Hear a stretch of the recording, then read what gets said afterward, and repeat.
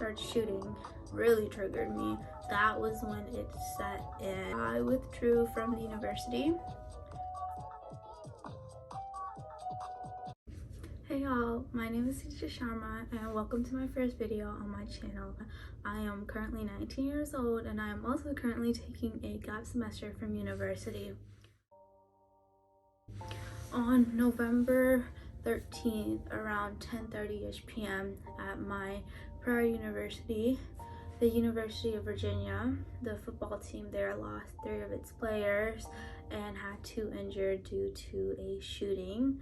A group of students went to DC that day to watch it play and to eat, and when they returned to the university, as the students were getting up to leave the bus and head back, one of the students on the bus, a former football player I believe, started shooting, and 3 people lost their lives and 2 were injured.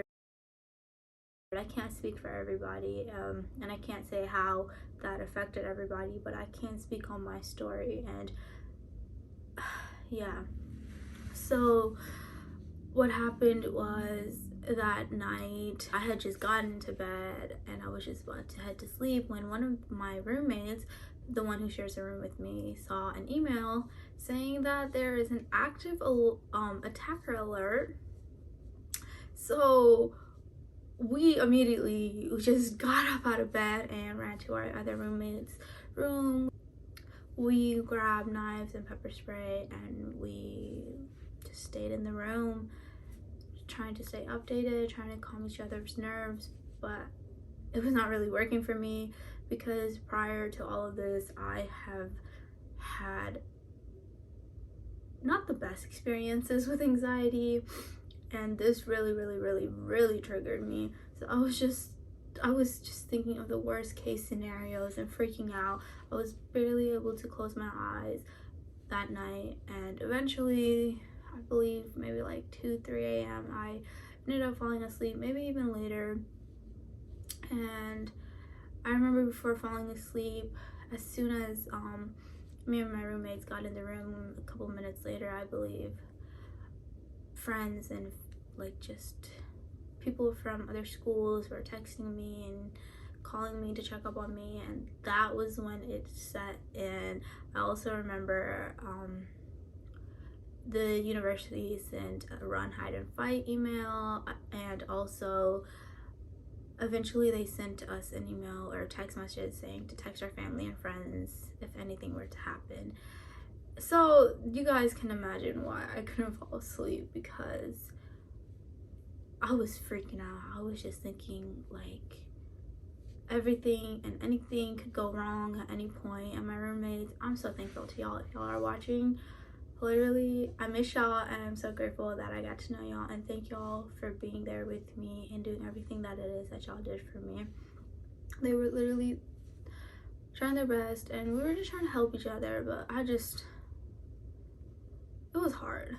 But around 7ish, I'm not really sure, I don't remember my timeline exactly, but I woke up and I didn't see any news, and then I'm not sure what happened after that. Everything's kind of blurry from that night, but I do remember waking up to see, I think it was a message from my mom, and she was like, I'm sorry, like I don't know what's going on, I didn't know what's happening, I'm sorry I couldn't like be up with you all night. And I was just like, nobody expected this to happen. And I believe when I woke up, this shooter still hadn't been caught, so I believe it was around 10 something like that, almost 12 hours after we had received the first email, the lockdown was lifted, and around 11 a.m. the shooter Jones was caught in Henrico County, and classes were canceled that day. And I remember one of my roommate's professors still held Zoom for anybody that wanted to speak on, you know, what happened, and that just made it so real. Something else that made it so real was logging onto Instagram and seeing everybody from different schools, just everybody on my Instagram posting about what happened, and I couldn't fathom it. It was just really hard to wrap my brain around.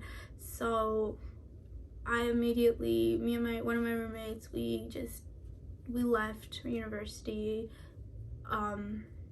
just to get away, because it was a lot.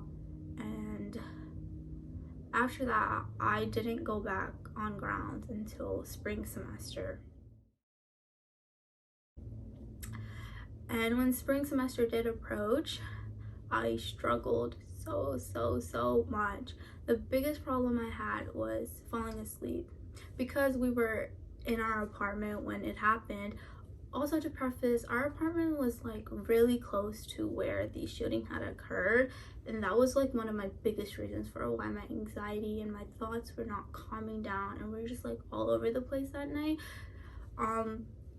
I had a really hard time falling asleep after all of that had happened, and even after time had passed by. Even when I came home, I had a really hard time falling asleep. Even at home, I took safety precautions. Until this day, I still do.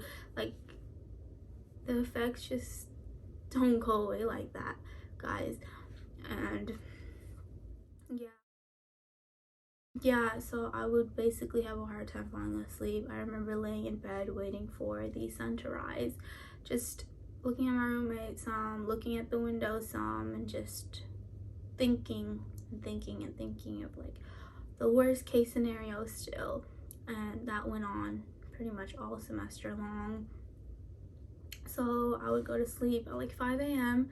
and then I would miss my classes, and then I would wake up, try to do my homework, and then like stay awake again. And it was just a repeated cycle.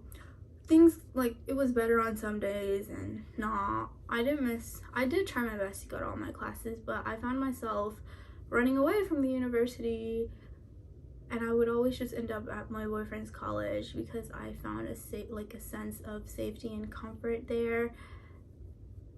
And it started off as going like every 2 weeks, every 3 weeks, and then it turned into me going every weekend. And I would just find excuses not to go back to school. And even if I did go back, I would go to some of my classes and then I'd skip some of my classes. It was just really a rolling snowball for me. Ever since fall semester, I had been struggling with going to my classes and socializing, but after that, it had really gotten worse. So I remember many days my roommates and my friends would tell me, you need to take a break, you should take a gap. And I was like, what would I do during a gap? Like, I just found it like I would be wasting my time. And it turns out I wasn't. I needed it, because I had been rushing everything. I graduated high school at 16 years old. I went to community college and got my associates at 17 years old, and then I transferred to a public Ivy League at 18. But it was my first time being away from home and just being away from family and friends and my boyfriend, which was really hard. And then all of that happened, and it just made it 10 times worse. And then I also remember like one of my roommates like fell down the stairs, and then I got food poisoning, and then there was just like everything was just piling on top of each other. So that's why the people around me were trying to be like, hey, maybe you should put a pause, just take a break, and I refused. But after the spring semester ended, I came home, and I just kept thinking about what they said, and I was just so against it, because they knew my goals, but I knew like they cared about me. So I just thought about it, and I thought about it. I started praying about it. I started Bible studying about it. I just started asking the Lord so many questions. And at some point I sat down and I was like, okay, Lord, what is it that you want me to do? Do you want me to go back, or do you want me to leave? And I opened my Bible. I was like, Lord, I need an answer. I got my answer, and I believe it was the first day of classes, I withdrew from the university, because I had decided it's better to be where the Lord wants me to be than to try to do my own thing. And during this gap, I've just been here and there. I went to visit my boyfriend a lot, and when I was there, I would try to work on my sleeping. It didn't really work, but I tried. I learned to cook a lot of different things. I tried to socialize and try to prioritize and like invest into friendships and making connections, which I think I did a good job on. And I think I learned during my time, like my visits there, that I care more about moments and memories than, you know, like rushing in life, because college is just such an like awesome opportunity that never everybody gets to have. So I feel like this break really helped me get my priorities straight. I remember that I was able to go visit my family also for about 2 weeks, and that was a really good time. I needed that. And just staying home and being back home after being from college just made some problems that I had before resurface, and I had to kind of sit through that, and I'm still sitting through that. Overall, I feel like this break was needed. I don't know my next steps yet. I've been praying and asking the Lord, what is it that you want me to do next? And I have a college in mind. I'm just waiting to hear back and see what happens. I'll keep you guys updated on that. But